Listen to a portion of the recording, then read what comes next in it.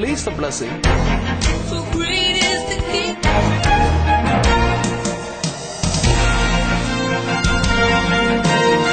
கண்பானவர்களை, இயேசுவின் ரத்தம் என்று சொல்லும் பொழுது அது தேவனுடைய ரத்தம். அது தேவனுடைய ரத்தம். வானம் அவருடைய சிங்காசனம், பூமி அவருடைய பாதபடி.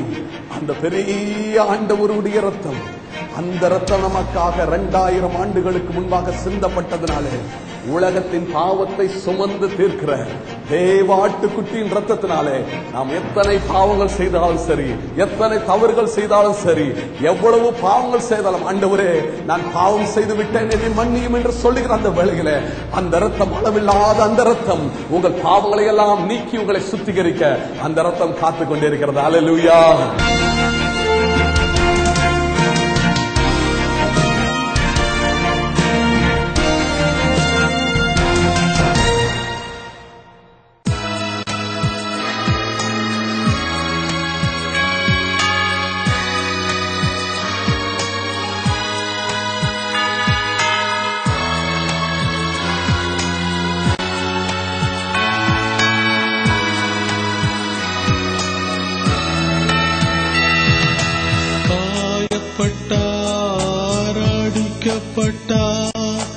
இயேசு நமக்காக நொறுக்கப்பட்டார், காயப்பட்டார், அடிக்கப்பட்டார். இயேசு நமக்காக நொறுக்கப்பட்டார்.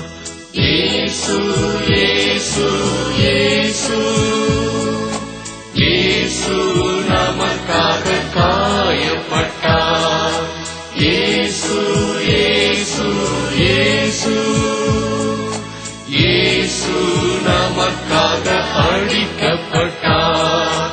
இயேசு இயேசு இயேசு இயேசு நமக்காக நொறுக்கப்பட்டார், காயப்பட்டார், அடிக்கப்பட்டார். இயேசு நமக்காக நொறுக்கப்பட்டார்.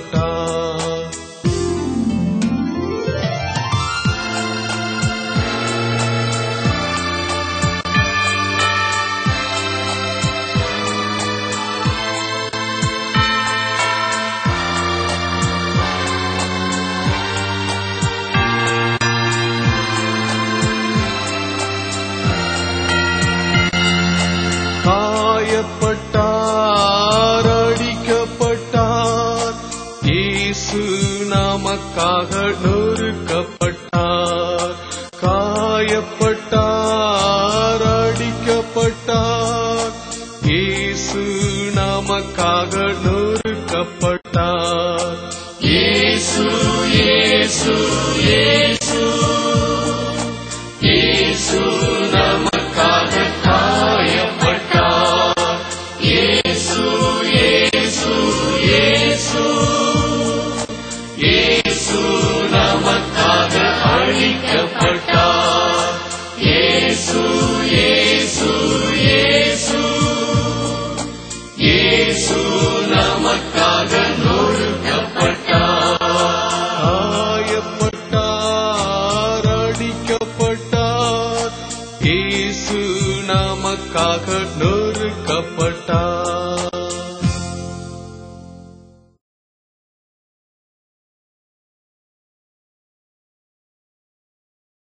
ஆண்டவருடைய சுத்த கிருபை, சொல்ல போனால் ஆண்டவருடைய சுத்த தயவு தான் என்னை திரும்ப ஊழியத்தில் இப்போ கொண்டு வந்திருக்கு. It is all his grace. I am back in to the ministry. I went through such a very difficult problem in my life. வாழ்க்கையில் எவ்வளோ வேதனைப்பட வேண்டுமோ அவ்வளோ வேதனைக்குள் சென்றேன். ஆனால் கர்த்தரோ அவருடைய சுத்த கிருபையினாலே என்னை மீட்டு, என்னை ரட்சித்து, திரும்ப அவருடைய நாமத்தை உயர்த்த கர்த்தர் கொடுத்த கிருபைக்காக ஆண்டவரை நான் ஸ்தோத்தரிக்கிறேன். எல்லா கைகளை தட்டி கர்த்தரை ஸ்தோத்தரிக்கிறோம். அல்லேலூயா. Praise the Lord, praise the Lord, praise the Lord. நான் ஒரு காரியத்தை உங்கள்கிட்ட சொல்ல விரும்புகிறேன். நான் சமீப காலத்தில் 2 வருட காலமாக ஆண்டவருடைய இரத்தத்தை, அதனுடைய மேன்மையை குறித்து அதிகமாய் தியானித்து பல இடங்களிலே அந்த இரத்தத்தை குறித்து நான் செய்திகள் கொடுத்து கொண்டிருக்கிறேன். ஆண்டவருடைய இரத்தத்தில் அவ்வளவு மகிமை இருக்கிறது. There is so many glorious blessings that we can receive in the blood of Jesus Christ. இந்த ரத்தத்தை குறித்து அதிகமான காரியங்களை நான் தியானிக்க ஒவ்வொரு முறையும் கர்த்தர் ஒரு புது ரெவலேஷன் எனக்கு கொடுத்து கொண்டிருக்கிறார். ஆகவே நான் என்ன செய்தேன், ஒரு 2 வருட காலமாக முதலில் தமிழில் இயேசுவின் ரத்தம் ஒரு புஸ்தகம் எழுதினேன். பிறகு ஆங்கிலத்தில் thou shall be blessed by the blood of Jesus என்று சொல்லி ஒரு புஸ்தகத்தை நான் எழுதினேன். 2 சாட்சி நான் சொல்ல விரும்புகிறேன். ஒரு சகோதரர் வெளிநாட்டிலே என்னுடைய புஸ்தகத்தை வாசித்து விட்டு 2000 புஸ்தகத்தை வாங்கினான். நான் கேட்டேன், எதுக்காக இவ்வளவு புஸ்தகம் உங்களுக்கு வேணும்னு கேட்டேன். எல்லாருக்கும் கொடுத்து எப்படியாவது ஆண்டவருடைய ரட்சிப்புக்குள்ள கொண்டு வரணும்.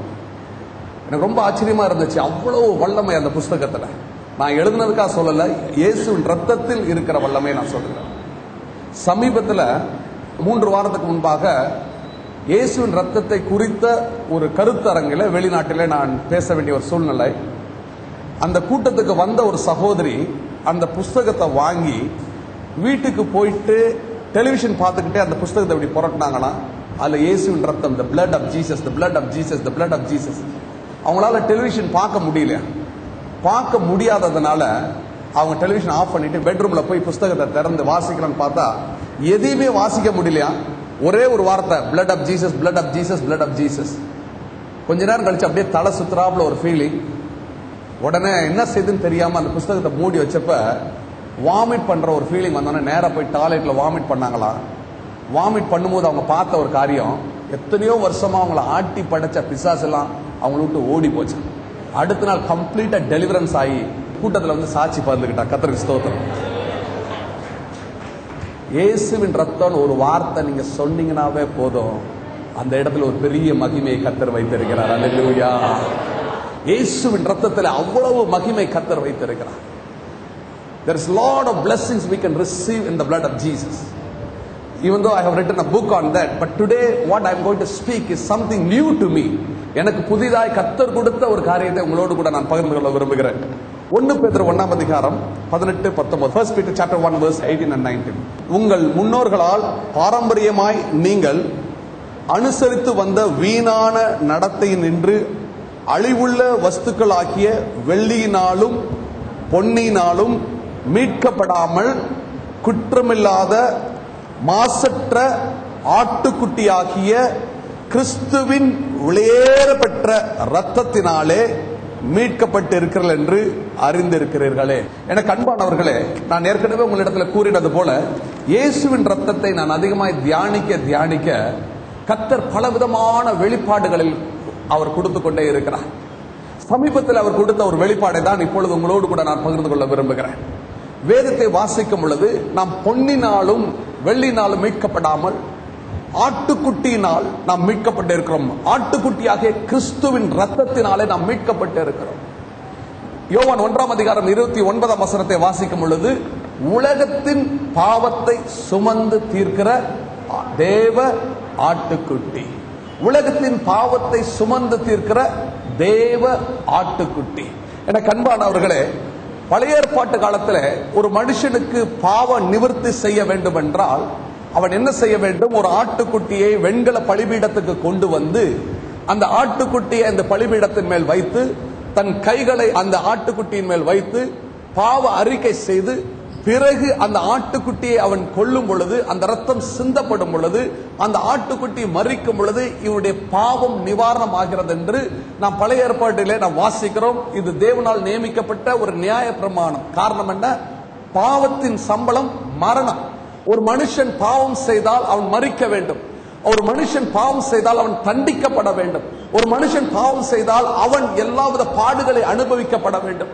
ஆனால் இந்த பாவத்தை எப்படி நிவர்த்தி செய்ய முடியும் என்று ஆண்டவர் குறித்து வைத்திருக்கிறார் என்றால், ஒரு பழுதற்ற ஒரு ஆட்டுக்குட்டியை அவன் பிடித்து அந்த பழுதற்ற ஆட்டுக்குட்டியை ஆண்டவருடைய பலிபீடத்தின் மேல் வைத்து தன் கைகளை அதன் மேல் வைத்து தன் பாவங்களை எல்லாம் அதன் மேல் சுமக்க வைத்து அதை வெட்டி கொன்று அது ரத்தம் சிந்தும் பொழுது, அது ரத்தம் சிந்தப்படுகிற அந்த வேளையில இவன் செய்த பாவங்களுக்கு பதிலாக ஆட்டுக்குட்டி செத்து அதன் ரத்தம் சிந்தப்பட்டதனால் இவனுடைய பாவங்களை ஆண்டவர் நிவர்த்தி செய்கிறார் என்று வேதம் கூறுகிறது.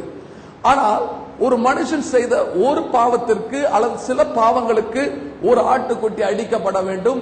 அப்படி என்றால் நம்முடைய வாழ்க்கையில எத்தனை பாவங்கள் எத்தனை முறை செய்கிறோம் யோசித்து பாருங்கள். I want you to think about this, how many sins we are committing. In the Old Testament you could see that when a person commits a sin, he has to bring a goat and the goat has to be sacrificed on the altar. Every time when he commits a sin, a sacrifice has to take place in the altar and the blood has to be shed.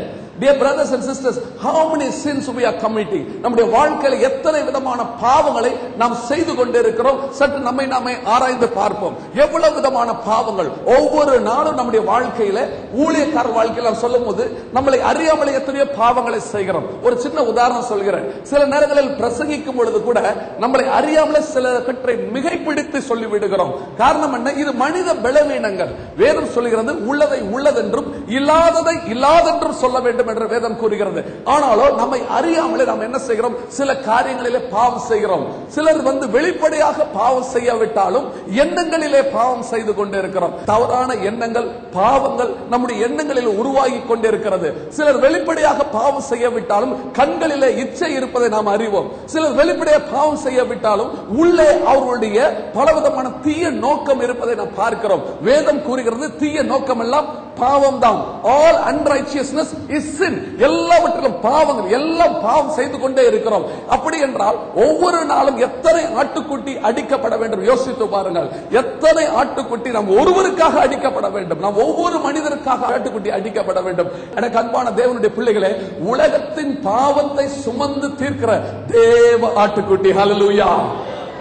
நான் யோசித்து பார்த்தேன், உலகத்தின் பாவத்தை சுமந்து தீர்க்கிற தேவ ஆட்டுக்குட்டி இயேசு கிறிஸ்து, இது தேவனால் அனுப்பப்பட்ட அந்த தேவ ஆட்டுக்குட்டி என்று யோசிக்கும் பொழுது ஆண்டவர் ஒரு அருமையான ஒரு வெளிப்பாடை கொடுத்தார். அதை உங்களோடு கூட பகிர்ந்து கொள்ள விரும்புகிறேன். வேதத்தை வாசிக்கும் பொழுது வானம் அவருடைய சிங்காசனம், பூமி அவருடைய பாதபடி. வானம் எப்படி இருக்குதா? வானம் அவருடைய சிங்காசனம், பூமி அவருடைய பாதபடி. ஆண்டவருடைய நாமத்தின் மகிமைக்காக இது சாட்சியாக நான் பகிர்ந்து கொள்ள விரும்புகிறேன். ஒரு சமயம் நான் அமெரிக்கா தேசத்தில் ஊழியம் செய்து கொண்டிருந்த பொழுது திடீரென்று மனைவி எனக்கு போன் செய்து சொன்னார்கள், மழை அதிகமாக மெட்ராஸ்ல வந்ததுனால வீடை சுத்தி முழு தண்ணி வந்துருச்சு, காம்பவுண்ட் வால்குள்ள எல்லாம் தண்ணி வந்துருச்சு, சாக்கு மூட்டை வச்சிருக்கிறோம், எந்த நிமிஷமும் வீட்டுக்குள்ள தண்ணி வந்துடும் அப்படின்னு சொன்னாங்க. அப்படி சொன்ன பொழுது நான் அமெரிக்கால இருக்கிறேன், நான் எப்படி உதவி செய்ய முடியும்? என்ன செய்ய முடியும்? ஒண்ணுமே செய்ய முடியாது. அந்த சூழ்நிலையில ஆண்டவரோட நான் ஜெபித்தேன். ரோட்ல அப்படியே நடந்துட்டே ஜெபம் பண்ணேன். இப்படி ஜெபம் பண்ணேன், ஆண்டவரே என் வீட்டை நீங்க காப்பாத்துங்க ஆண்டவரே, நான் இங்க இருக்கிற வீட்டுல இப்படிப்பட்ட ஒரு சூழ்நிலை நடந்திருக்கு ஆண்டவரே, இதை காப்பாத்துங்கன்னு சொல்லி ஆண்டவரோட ஜெபம் பண்ணேன்.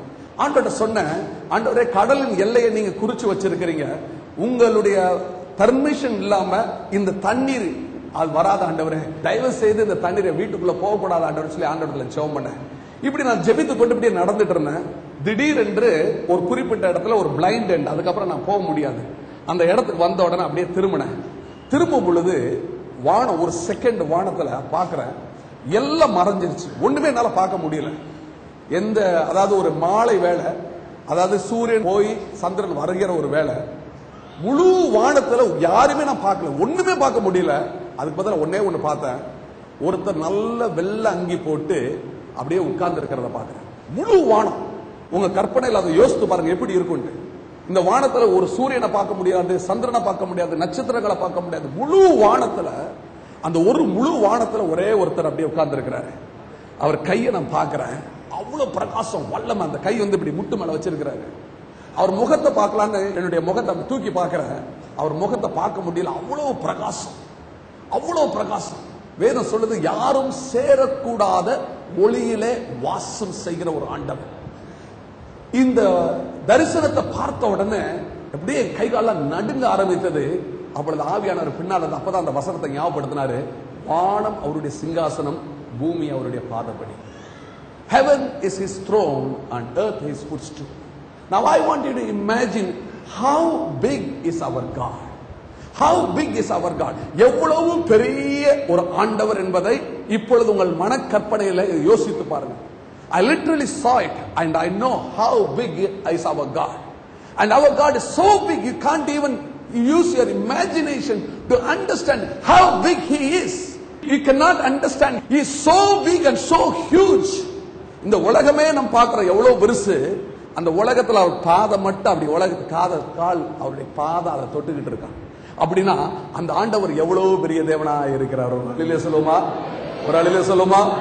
அவ்வளவு பெரிய தேவனை நீங்களும் நானும் வணங்கி கொண்டு இருக்கிறோம். இந்த ஆண்டவர் தான் நம்முடைய ஆண்டவர். But I want you to use your imagination to understand this what I am trying to teach you here. Our God is so big and so huge, and before him you and we are nothing. அப்ப நம்மளே ஒரு தூசியாட்ட இருக்கிறோம்னா நம்ம பிரச்சனை அவருக்கு முன்பாக எவ்வளவு பெரிய பிரச்சனை யோசித்து பாருங்க.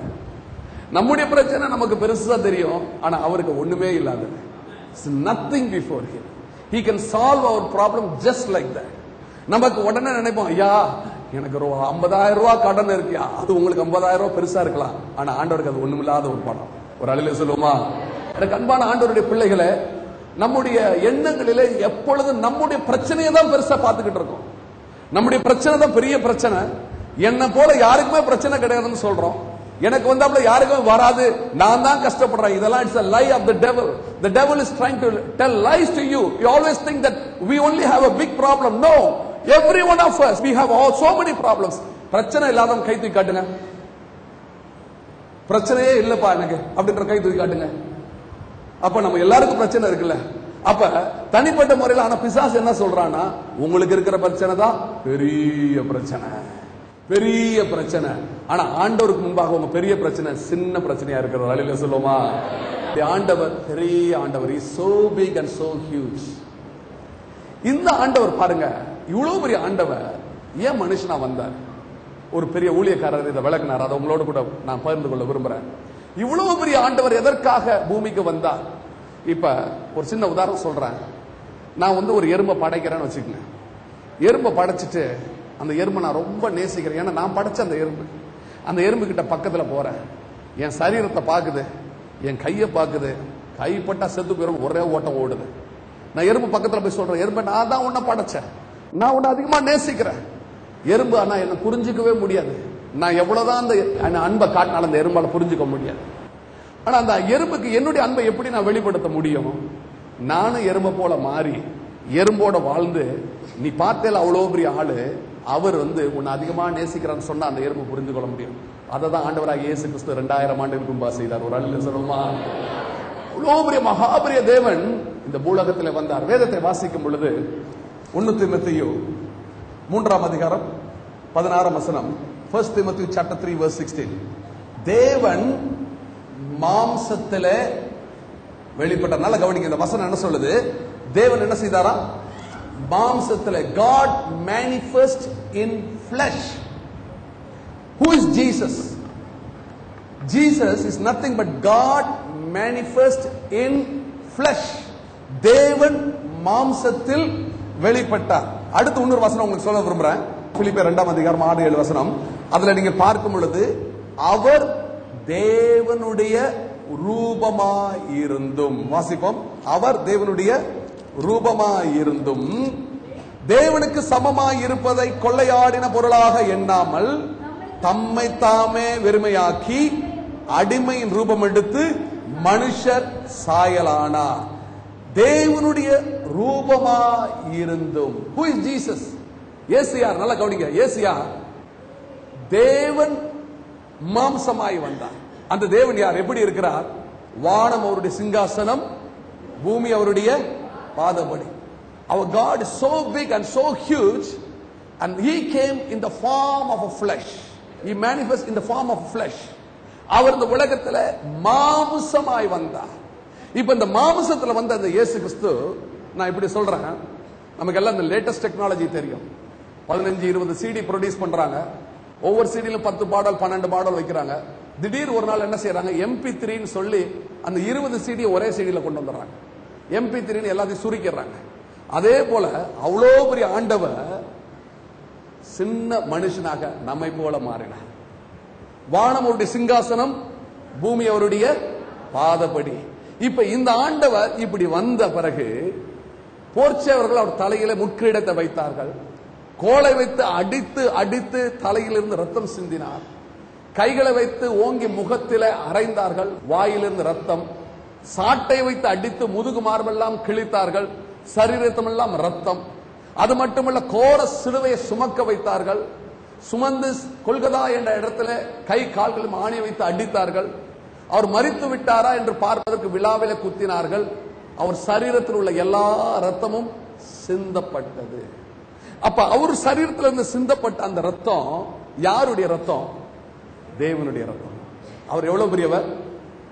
வானம் அவருடைய சிங்காசனம், பூமி அவருடைய பாதபடி. அப்ப வானம் அவருடைய சிங்காசனம், பூமி அவருடைய பாதபடினா அவருடைய ரத்தம் எவ்வளவு பெரிய ரத்தம் யோசித்து பாருங்க.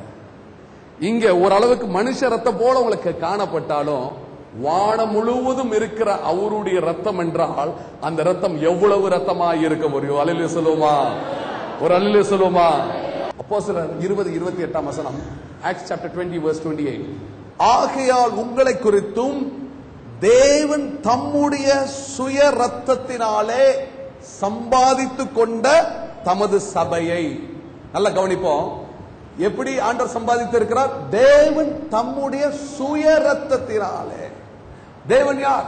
God purchased by his own blood. The blood which Jesus shed is God's blood, and God is the one who sits in the heaven and is touching the earth. Now imagine how big he is, and when he shed his blood, the whole universe has his blood because it is from such a big God. அவ்வளவு பெரிய மகாபெரிய அந்த ஆண்டவருடைய ரத்தம் தான் இயேசுவின் சரீரத்திலிருந்து சிந்தப்பட்ட ரத்தம். ஒரு அல்லேலூயா சொல்லுமா? அப்ப அந்த ரத்தம் இந்த வான மண்டலத்தில் முழுவதிலும் இருக்குன்னா எவ்வளவு தேவையானாலும் சரி, எத்தனை பாவம் செஞ்சாலும் சரி, அந்த ரத்தம் நமக்கு சிந்திக் கொண்டே இருக்கிறது. It's always available for us. ஒரு அல்லேலூயா சொல்லுமா? அதனாலதான் ஆண்டவர் சொல்றார், என்னிடத்தில் வருகிறவனை நான் புறம்பே தள்ளுவதில்லை. There is no limit in his blood. There is no limit. There is absolutely no limit. You can commit a sin at a particular point of time. You may repent, and again, because of flesh, you are still living in flesh, you may commit again. But when you repent, immediately the blood will come. You know why? It is so enormous, so huge and mammoth, and the blood has so much of power, and it can redeem you from any situation from your life. Hallelujah. கண்பானவர்களே, இயேசுவின் ரத்தம் என்று சொல்லும் பொழுது அது தேவனுடைய ரத்தம். அது தேவனுடைய ரத்தம். வானம் அவருடைய சிங்காசனம், பூமி அவருடைய பாதபடி. அந்த பெரிய ஆண்டவருடைய ரத்தம், அந்த ரத்தம் நமக்காக 2000 ஆண்டுகளுக்கு முன்பாக சிந்தப்பட்டதனாலே உலகத்தின் பாவத்தை சுமந்து தீர்க்கிற தேவாட்டுக்குட்டியின் ரத்தத்தினாலே நாம் எத்தனை பாவங்கள் செய்தாலும் சரி, எத்தனை தவறுகள் செய்தாலும் சரி, எவ்வளவு பாவங்கள் செய்தாலும், ஆண்டவரே நான் பாவம் செய்து விட்டேன், என்னை மன்னியும் என்று சொல்லுகிற அந்த வேளையிலே அந்த ரத்தம், அளவில்லாத அந்த ரத்தம் உங்கள் பாவங்களை எல்லாம் நீக்கி உங்களை சுத்திகரிக்க அந்த ரத்தம் காத்து கொண்டே இருக்கிறது. அல்லேலூயா, அல்லேலூயா. ஒரு சிறிய பல்லவி நம்ம எல்லாம் சேர்ந்து பாடுவோம். பழைய பாடல் பாடுவோமா? அல்லேலூயா. பாவங்கள், சாபங்கள், ரோகங்கள் எல்லாம் பரிகரித்தாரே. பாவங்கள், சாபங்கள், ரோகங்கள் எல்லாம் பரிகரித்தாரே. தேவாதி தேவன் என் உள்ளத்தில் வந்து வெற்றியே விட்டாரே. அது தேவனுடைய ரத்தமாக இருக்கிறது. அந்த ரத்தத்தை அளவிட முடியாதது. Unlimited blood was shed for you and me 2000 years ago. உங்களுக்காக நான் ஜெபிக்க விரும்புகிறேன். கண்களை மூடி நாம் ஜெபிப்போம். கிருபை இரக்கமுள்ள ஆண்டவரே, இந்த நல்ல வேலைக்காக உம்மை ஸ்தோத்திரிக்கிறேன். உடைய ரத்தத்தில் உள்ள அந்த மகிமையை தியானிக்க நீர் எங்களுக்கு தந்த நல்ல ஸ்லாக்கியத்துக்காக உமக்கு நன்றி செலுத்துகிறேன். ஆண்டவரே, வானமுடைய சிங்காசனம், பூமியுடைய பாதபடி, அந்த மகா பெரிய அந்த ஆண்டவருடைய ரத்தம் ஆண்டவரே எங்களுக்காக சிந்தப்பட்டதையா. அந்த ரத்தம் ஆண்டவரே, அளவில்லாத அந்த ரத்தம் எங்களுக்காக நீர் சிந்தி எங்களை மீட்டு இருக்கிறேன். நாங்கள் எத்தனை பாவங்கள் செய்தாலும் சரி, எத்தனை முறை நாங்கள் தவறினாலும் அந்த ரத்தம் அல்லவா எங்களை மீட்க வல்லமை உள்ளதா இருக்கிறது. சர்வ வல்லமை உள்ள அந்த ஆண்டவருடைய சரீரத்திலிருந்து சிந்தப்பட்ட அந்த ரத்தம் இன்றும் உயிரோடு இருப்பதனால இன்றும் எங்களை உயிர்ப்பிக்க முடியும் ஐயா. அது பரிசுத்த ரத்தம். அதற்காக மக்கள் நன்றி செலுத்துகிறேன். இப்பொழுது கூட ஆண்டவரே, இந்த வார்த்தையை கேட்ட பிள்ளைகள் மேல் உங்களுடைய ரத்தம் கடந்து வரும்படியாக ஜெபிக்கிறேன். உங்களுடைய ரத்தத்தால் உங்களுடைய பிள்ளைகள் சுத்திகரிக்கப்படட்டும் ஐயா. உங்களுடைய ரத்தத்தால் எங்கள் ஒவ்வொருடைய எண்ணங்களை சுத்திகரியும், எங்கள் கண்களை சுத்திகரியும், எங்கள் காதுகளை சுத்திகரியும், எங்கள் நாக்கை சுத்திகரியும், எங்கள் சரீரத்தில் அறிந்தும் அறியாமல் செய்த எல்லா குறைகளையும் மன்னித்து உங்களுடைய ரத்தத்தால் சுத்திகரிக்க முடியாது ஜெபிக்கிறேன். இயேசுவின் ரத்தம் ஆண்டவரே இப்பொழுது எங்களுடைய சரீரத்தில் கடந்து வந்து அந்த பரிசுத்தமான ரத்தம் எங்களை பரிசுத்தப்படுத்தட்டும் ஆண்டவரே. ஆண்டவரே, பரிசுத்தமாய் இருக்கிறவன் இன்னும் பரிசுத்தப்பட வேண்டும் என்று சொன்னீரே, எங்களை பரிசுத்தப்படுத்தும் ஆண்டவரே. உடைய ரத்தத்தை ஆண்டவரே ராஜா நீர் எங்களுக்கு சிந்தி நீர் எங்கள் மேல் வைத்திருக்கிற அன்பை நீர் வெளிப்படுத்தினார் ஐயா. உடைய அன்புக்கு நாங்கள் பாத்திரமான ஜீவிக்க கிருபை தர முடியாது ஜெபிக்கிறேன். இந்த வேளையில் ஆண்டவரே, இந்த வார்த்தை கேட்ட ஒவ்வொரு பிள்ளைகளுடைய மன விருப்பத்தை நிறைவேற்ற முடியாது ஜெபிக்கிறேன். எந்தெந்த காரியத்துக்காக ஜெபிக்கிறார்களோ அந்த காரியத்தை எல்லாம் நீர் வாய்க்க பண்ணுவீராக. கையிட்டு செய்கிற காரியங்கள் எல்லாம் வாய்க்க பண்ணுவேன் என்று சொல்லிறே. வார்த்தையின்படி காரியங்களை வாய்க்க பண்ணுவீராக. எடுக்கிற தொழிலை ஆசீர்வதிக்க முடியாது ஜெபிக்கிறேன். படிக்கிற பிள்ளைகளுக்கு வேண்டிய ஞானத்தை கொடுத்து வெற்றியை கட்டளையிட முடியாது ஜெபிக்கிறேன். உடைய ரத்தம் ஆண்டவரே எங்களை சுற்றி எங்களுக்குள் கடந்து வரட்டும். எங்கள் வீடுகள் மேலும் எங்கள் தொழில் மேலும் ஊழியர்கள் மேலும் உடைய ரத்த பாதுகாப்பு இருக்க முடியாது ஜெபிக்கிறேன். இயேசுவின் ரத்தம் ஜெயம் ஆண்டவரே. இயேசுவின் ரத்தத்தால் நீர் எங்களுக்கு வெற்றி கொடுத்ததற்காக உமக்கு நன்றி. தொடர்ந்து உடைய பிள்ளைகளை ஆசீர்வதியும் பலப்படுத்தும். இயேசுவின் நாமத்தில் ஜெபிக்கிறேன் ஜீவனுள்ள பிதாவே, ஆமேன் ஆமேன். அன்பான நேயர்களே, ஆண்டவருடைய ரத்தத்தில் உள்ள மகிமையை நாம் தியானித்தோம். அந்த ரத்தத்தில் உள்ள மகிமை இப்பொழுது உங்கள் மேல் வந்திருக்கிறது என்று நான் விசுவாசிக்கிறேன். இயேசுவின் ரத்தம் உங்களுக்குள் உங்களை சுற்றி இருக்கிறது. நீங்கள் பயப்படாதிருங்கள். கர்த்தர் உங்களுக்கு ஜெயம் தருவார். ஆண்டவர் தாமே உங்களை ஆசீர்வதிப்பாராக. இந்த நிகழ்ச்சியின் மூலம் நீங்கள் ஆசீர்வதிக்கப்பட்டிருந்தால் எங்களோடு கூட தொடர்பு கொள்ளுங்கள். இமெயில் மூலம், தொலைபேசியின் மூலம் அல்லது கடிதங்கள் மூலம் உங்கள் சாட்சிகளை எழுதி அனுப்புங்கள். அதை வாசிக்க, அதை பார்த்து ஆண்டவருடைய நாமத்தை நாங்கள் உயர்த்த எங்களுக்கு மிகுந்த பிரயோஜனமாக இருக்கும். கர்த்தருடைய நாமத்தை நாம் ஒன்றிணைந்து உயர்த்துவமாக. நம்முடைய ஆண்டவர் ஜீவிக்கிறவராக இருக்கிறார். அவர் நம்மேல் வைத்திருக்கிற அன்பினாலே ரத்தத்தை சிந்தி உங்களையும் என்னை மீட்டிருக்கிறார். அவருக்கே துதி கன மகிமை உண்டாவதாக. அல்லேலூயா, ஆமென். இப்பொழுது நான் மாதம் மாதம் செழிப்பு என்கிற ஒரு பத்திரிகை வெளியிடுகிறேன். இந்த பத்திரிகை வேண்டும் என்பவர்கள் எங்களோடு கூட கடிதத்தின் மூலம் தொடர்பு கொள்ளுங்கள். ஒரு வருடத்திற்கு 100 ரூபாய் சந்தா வைத்திருக்கிறோம். இதை வைத்து இந்த மேகசினும் மற்றும் ஊழியத்தையும் நாங்கள் நடத்த இருக்கிறோம். கர்த்தர் தாமே இதனுடைய தேவைகளை சந்திப்பார்.